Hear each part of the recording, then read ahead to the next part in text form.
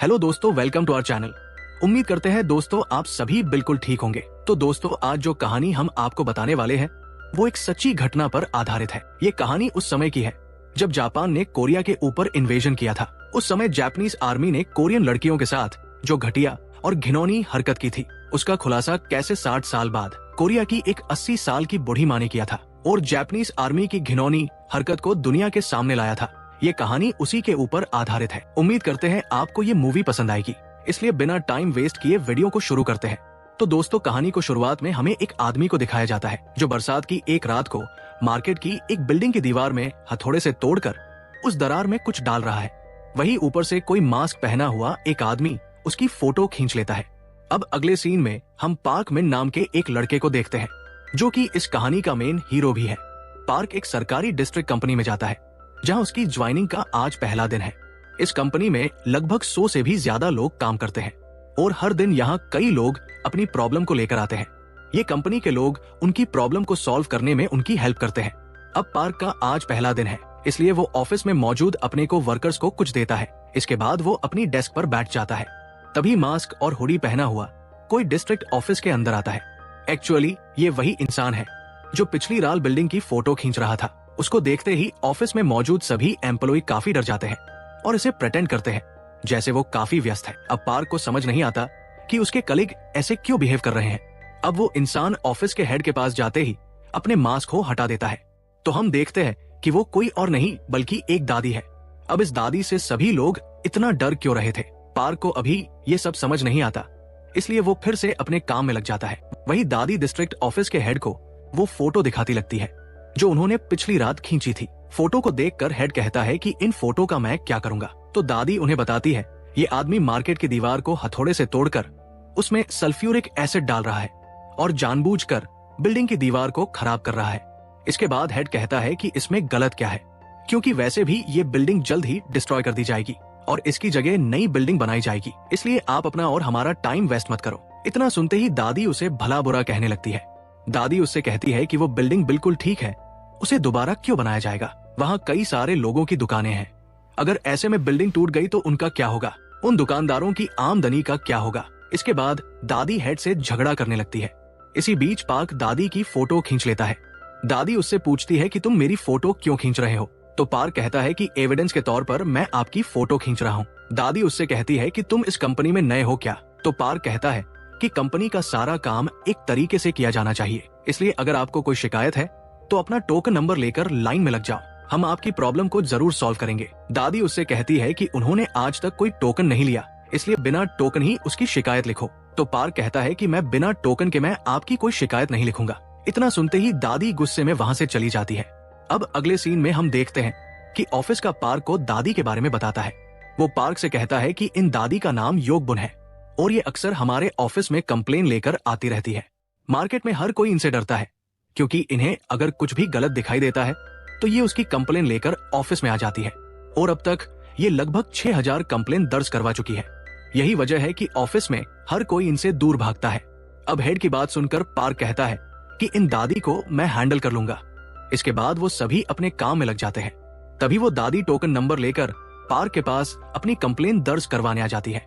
Park उनकी complain ले लेता है। इसके बाद वो अगले टोकन नंबर को बुलाता है तो वो टोकन नंबर भी दादी का ही होता है। इसके बाद जब पार्क की कलीग टोकन नंबर 19 को बुलाती है तो वो नंबर भी दादी का ही होता है। पार्क ये देखकर दादी से कहता है कि आपके पास जितने भी टोकन हैं आप यहाँ डाल दीजिए और अपनी कंप्लेन लिख दीजिए। इसके बाद दादी कंप्लेन का पूरा गट्ठा पार्क को पकड़ा देती है, जिसको देखकर पार्क घबरा जाता है क्योंकि वो इतनी सारी कंप्लेन कैसे सॉल्व करेगा। इसी बीच कंपनी का हेड पार्क को बुला लेता है। पार्क अपने कलीग को अपनी जगह पर बिठाकर वहां से चला जाता है। जब वो हेड के ऑफिस में आता है तो वहां उस मार्केट बिल्डिंग का ओनर और टाउन का मेयर भी बैठा होता है।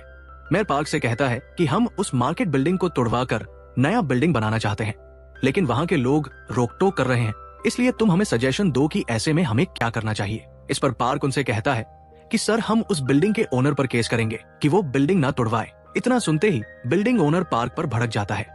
वो कहता है कि तुम्हारी इतनी हिम्मत कि तुम मुझ पर केस करोगे। इसके बाद पार्क आगे कहता है कि सर मेरे पास एक प्लान है, हम सिर्फ लोगों को दिखाने के लिए आपके ऊपर केस करेंगे और आप कोर्ट में जाकर साबित कर देना कि वो बिल्डिंग लीगली आपकी प्रॉपर्टी है और आप जब चाहे उसे तोड़वा सकते हैं और जब कोर्ट का फैसला ही आपके फेवर में होगा तो वहां के लोग मजबूरी में वो जगह खाली कर देंगे।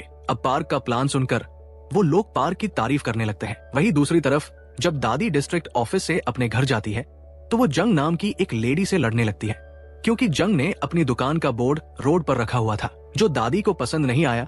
अब दादी जंग से कहती है कि अपनी दुकान का साइन बोर्ड सड़क पर मत रखा करो। इतना सुनते ही जंग उन पर चिल्लाते हुए कहती है कि तुमने कब देखा कि मैंने सड़क पर साइन बोर्ड रखा हुआ है। तो दादी अपने फोन में क्लिक की गई फोटो को दिखाने लगती है। फोटो देखकर जंग फिर से दादी से लड़ने लगती है। अब दादी जंग को इग्नोर करके वहाँ से जाने लगती है। तभी वो एक लड़के को देखती है जो कि कच्चा नूडल खा रहा था। उसे देखकर दादी उससे कहती है, बेटा नूडल्स को हमेशा पकाकर ही खाओ। ऐसा कहकर दादी वहाँ से चली जाती है। दोस्तों, जिस लड़के से दादी अभी बात कर रही थी ये लड़का कोई और नहीं बल्कि पार्क का छोटा भाई यांगजी है। अब यांगजी घर आ जाता है तो पार्क उसके लिए खाना बनाकर रख देता है, लेकिन यांगजी को उसके हाथ का खाना अच्छा नहीं लगता और यही वजह है कि यांगजी को कच्चा नूडल खाने की आदत हो गई है। दरअसल इन दोनों के पेरेंट्स काफी साल पहले ही गुजर चुके हैं, इसलिए अब पार्क ही अपने छोटे भाई का ध्यान रखता है। अब अगले दिन दादी फिर से डिस्ट्रिक्ट ऑफिस आती है। वो पार्क को एक बड़ा सा पार्सल देकर कहती है कि बेटा अच्छा हुआ तुम लोगों ने डिस्ट्रिक्ट ऑफिस की तरफ से उस बिल्डिंग ओनर पर केस कर दिया, लेकिन मैं ये बात जानती हूँ कि वो ओनर बिल्डिंग तोड़वाने के लिए कुछ भी कर सकता है, इसीलिए इसमें ओनर के खिलाफ कुछ सबूत और फोटो है। हम इनके जरिए कोर्ट में केस जीत सकते हैं। इसके बाद वो ओनर कभी भी मार्केट को खाली नहीं करवाएगा। अब दादी सारे एविडेंस पार्क को देकर वहाँ से चली जाती है।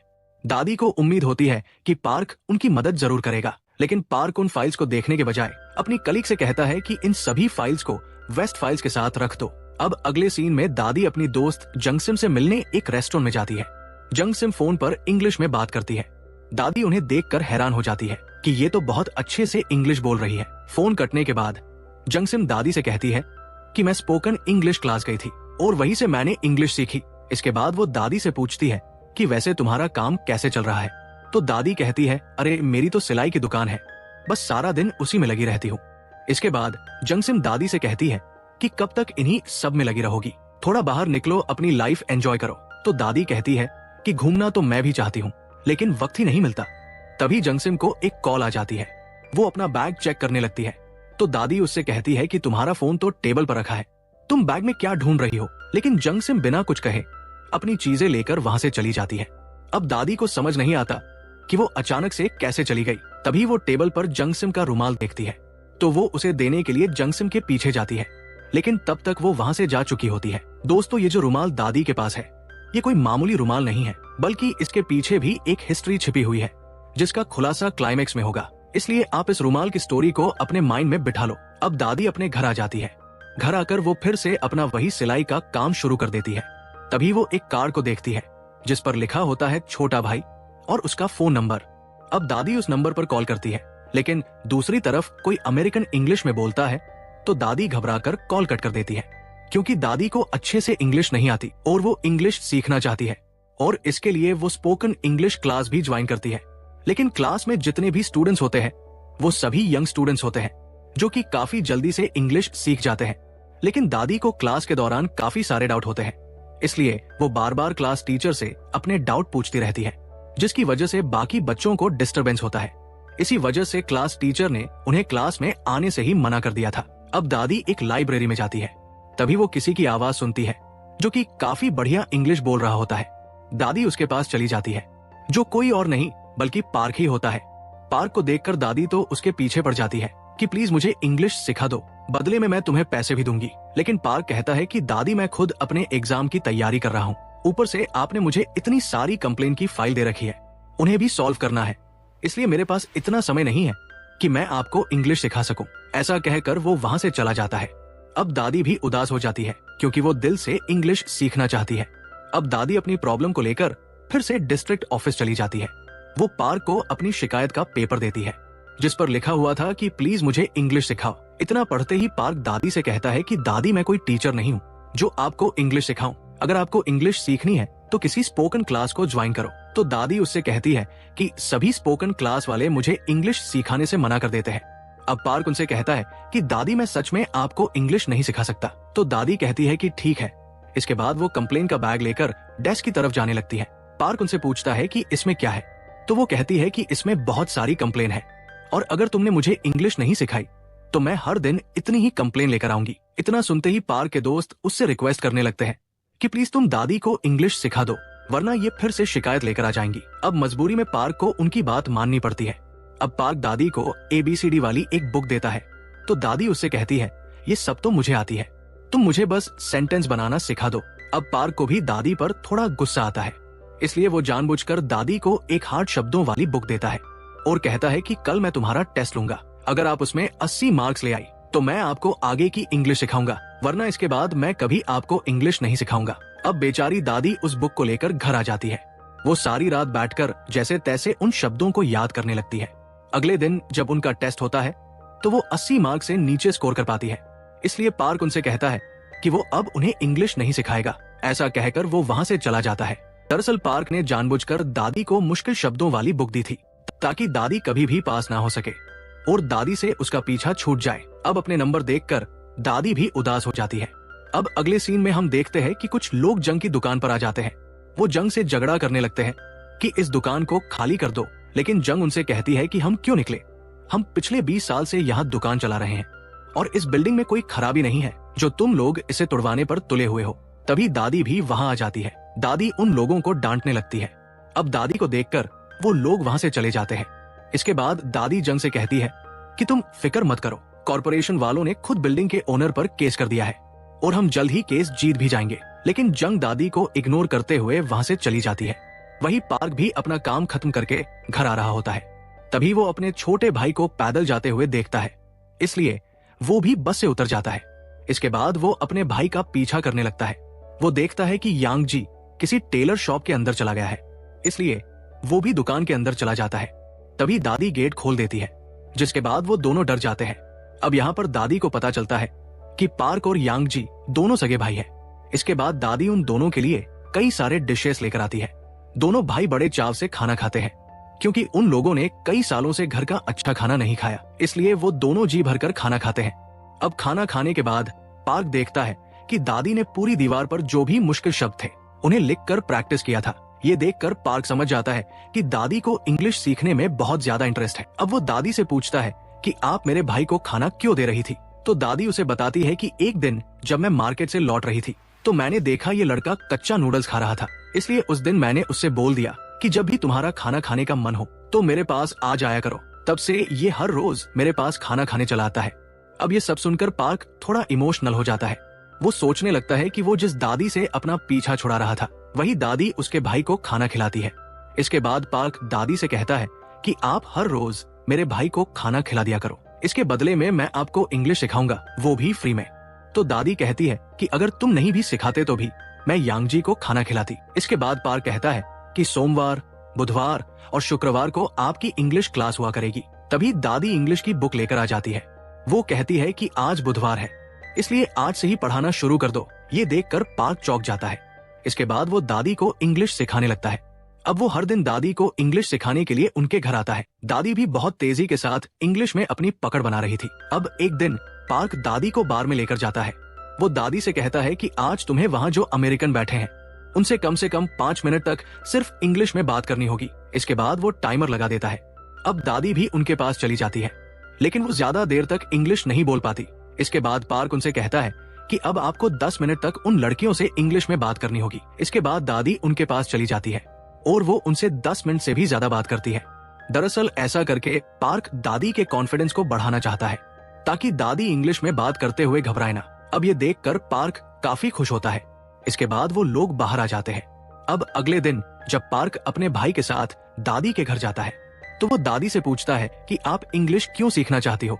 तब दादी उसे बताती है कि मेरा एक छोटा भाई है जो बचपन में मुझसे बिछड़ गया था। वो अमेरिका में ही पला बड़ा है, उसे सिर्फ इंग्लिश आती है, इसलिए उससे बात करने के लिए मैं इंग्लिश सीखना चाहती हूँ। इसके बाद यांगजी पार्क को एक फोटो देता है जो कि दादी के भाई की होती है, साथ ही उसके पीछे नंबर भी लिखा होता है।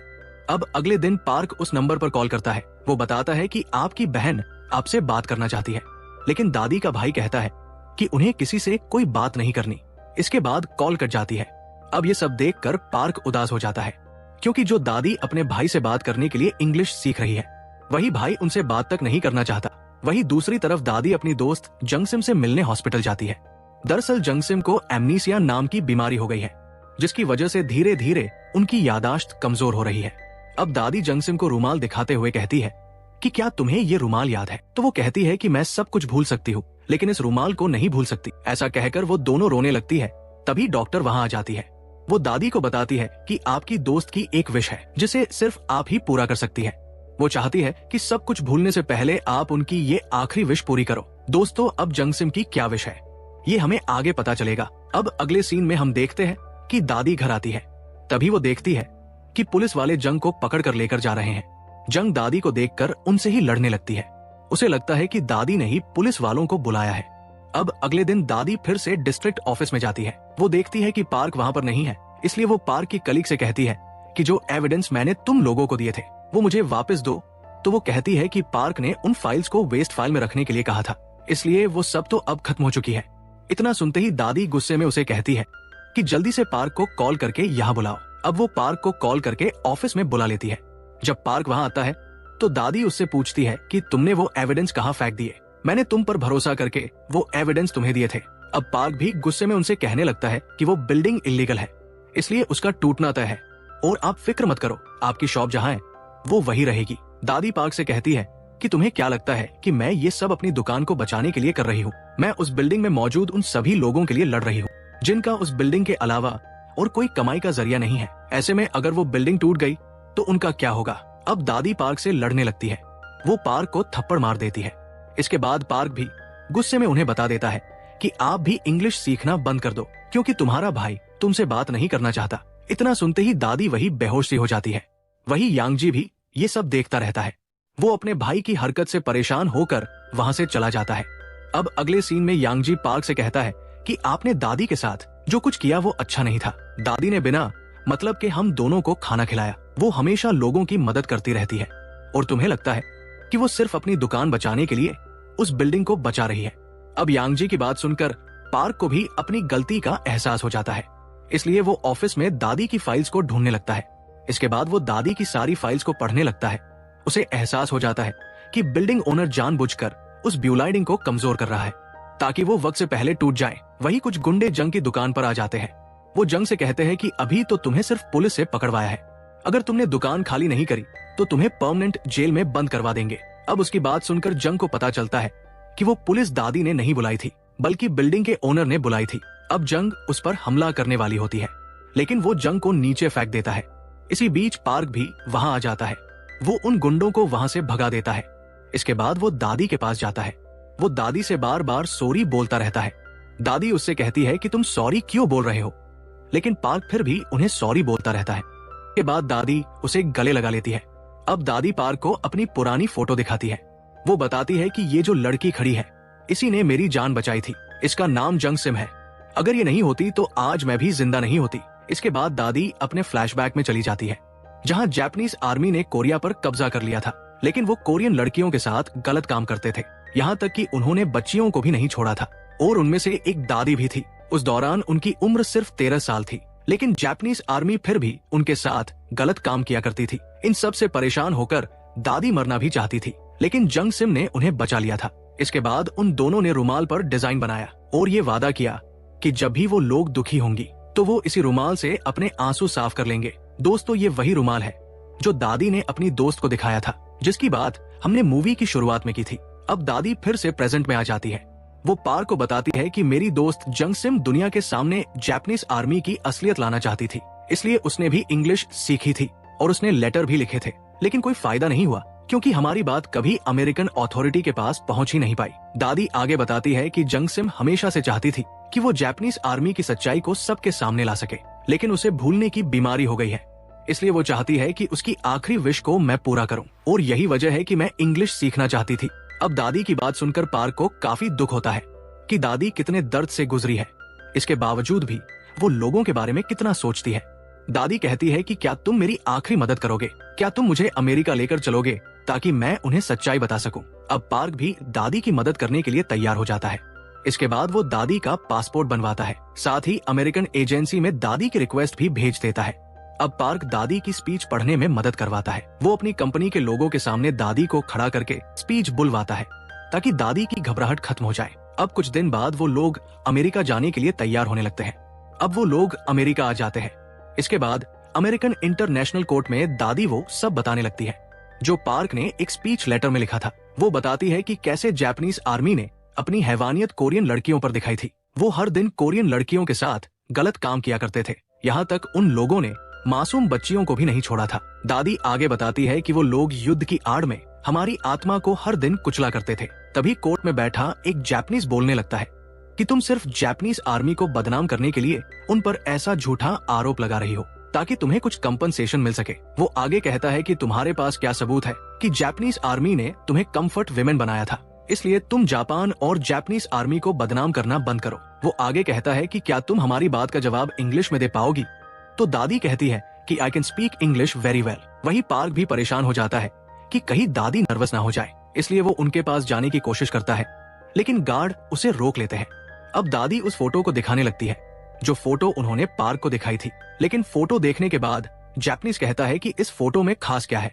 हर कोई अपने बचपन में ऐसी फोटो खिंचवाता है, तो इसका मतलब ये थोड़ी हुआ कि वो सभी कंफर्ट विमेन हो जाएंगी। वो दादी को झूठा ठहरा देता है। वही दादी का सब्र भी अब टूट जाता है। वो कहने लगती है कि तुम्हें सबूत चाहिए तो ठीक है, मैं तुम्हें सबूत दिखाती हूँ। इसके बाद दादी सबके सामने अपनी ड्रेस को उठाते हुए अपना पेट सबको दिखाने लगती है, जिस पर काटने के बहुत सारे निशान होते हैं। साथ ही बहुत सारे टैटू भी होते हैं जो जापानीज आर्मी ने बनाए थे। साथ ही उनके पेट पर यह भी लिखा होता है कि तुम एक कंफर्ट विमेन हो। अब ये सब देखकर वो लोग हैरान हो जाते हैं, वो सब फ्रीज हो जाते हैं। दादी उन्हें बताती है कि मैं पिछले 60 साल से इन निशानों को देखकर हर दिन मरती हूँ। मैं जब भी नहाते हुए इन्हें देखती हूँ तो अपने साथ हुई हैवानियत के वो सारे दृश्य मेरे सामने आ जाते हैं। मैं ना ढंग से जी पा रही हूँ और ना ही मर पा रही हूँ, और मेरे जैसे ही हजारों औरतें हर दिन इस दर्द से गुजरती हैं। और आप लोग कहते हैं कि मैं ये सब कंपनसेशन पाने के लिए कर रही हूँ। दादी आगे कहती है कि मुझे किसी से कोई कंपनसेशन नहीं चाहिए, क्योंकि कोई भी कंपनसेशन हमारे इन जख्मों को नहीं भर सकता। वही दादी की ये स्पीच टीवी पर लाइव आ रही थी।